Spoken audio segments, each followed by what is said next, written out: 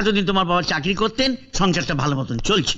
তবে এখন তাহলে উনি চাকরি করছেন না। হুম শুনলাম প্রভিডেন্ট ফান্ডের টাকা থেকে লোন নিয়ে আগেই নাকি খরচা করে ফেলেছে। তাই এখন থেকে যদি চোখ কান খোলা না রাখো তাহলে একদিন দেখবে তুমিই ফতুর হয়ে গেছে। হুম পুষি তো আর কম নয়, মা বাবা ভাই বোন। বলো বাবা, বুঝিয়ে বলো। আমারও তো একটা ভবিষ্যৎ আছে নাকি? হুম কিন্তু ওদেরও তো ফেলে দিতে পারবো না, তাই ভাবছিলাম বাবা মাকে কোনো বৃদ্ধাশ্রমে পাঠিয়ে দেবো। কি জ্বালা, তাতে করে এক গুচ্ছের টাকাও বেরিয়ে যাবে। বরং ওরা থাকলে রান্না করতে পারবে, বাজার করতে পারবে। হ্যাঁ।